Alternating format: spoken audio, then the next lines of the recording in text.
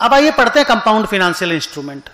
जैसे convertible debenture कोई company का अगर बैलेंस शीट में है तो क्या करना है। इंड एस 101 बोला कोई एग्जेम्पशन फैक्जेम्पशन नहीं है, इसमें रेट्रोस्पेक्टिव रिकम्प्यूटेशन करना है, कोई एग्जेम्पशन नहीं है। एग्जेम्पशन है एक छोटा सा, बट वो लास्ट में पढ़ाएंगे, कोई एग्जेम्पशन नहीं है। तो सर रेट्रोस्पेक्टिव रिकम्प्यूटेशन मींस जिस दिन वो डिवेंचर तुमने पब्लिक को इशू किया था उस दिन उसका कन्वर्टिबल पोर्शन है, तो लाइबिलिटी कंपोनेंट इक्विटी कंपोनेंट उस दिन का निकाल लो। मान लो आज के 3 साल पहले इशू किया था, 1417 को इशू किए थे, वहां का लाइबिलिटी और इक्विटी कंपोनेंट निकाल लो, उसको 1420 तक खींच के ले आओ, लाइबिलिटी कंपोनेंट का अमोर्टाइज्ड कॉस्ट टेबल बना के ले आओ, इक्विटी कंपोनेंट तो बदलता नहीं है, तो आज का वैल्यू मिल जाएगा। आपके एग्जिस्टिंग गैप वाले बैलेंस शीट में वो डिवेंचर कितने में लिखा हुआ है देख लो, उस डिवेंचर को हटा करके ये दोनों amount liability component equity component घुसा दो, जो भी डिफरेंस है रिटेन्ड अर्निंग में डाल दो। This is what you have to do.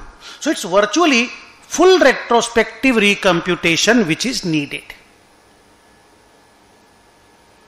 Sir आप बोले थे ना कुछ एग्जेम्पशन है, एग्जेम्पशन बस यही है कि अगर सुनना यहां पे, अगर वेरी स्मॉल एग्जेम्पशन, अगर कोई भी लाइबिलिटी कंपोनेंट जिंदा नहीं है, if there is no liability component existing, माने हमको उस कन्वर्टिबल डिवेंचर के लिए फ्यूचर में और कुछ भी कैश पेमेंट करने की जरूरत अगर नहीं है, तो जो बैलेंस शीट में अमाउंट है उसको कंटिन्यू कर लो।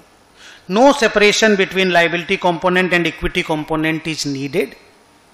इंटायर कंपोनेंट को इक्विटी कंपोनेंट मान करके आगे बढ़ जाओ, क्योंकि लाइबिलिटी तेरा कुछ जिंदा है ही नहीं, तो बैलेंस शीट में जो भी डिवेंचर का अमाउंट अगर है उसको इक्विटी में शिफ्ट कर दो, मतलब बैलेंस शीट का रिजर्व्स एंड सरप्लस में शिफ्ट कर दो, बोल करके कि equity component of compound financial instrument, provided there is no liability component जिंदा on the transition date. Otherwise पूरा रेट्रोस्पेक्टिव रिकम्प्यूटेशन करना पड़ेगा। सर ये रेट्रोस्पेक्टिव रिकम्प्यूटेशन के बारे में आपने कुछ नोट में लिखा है?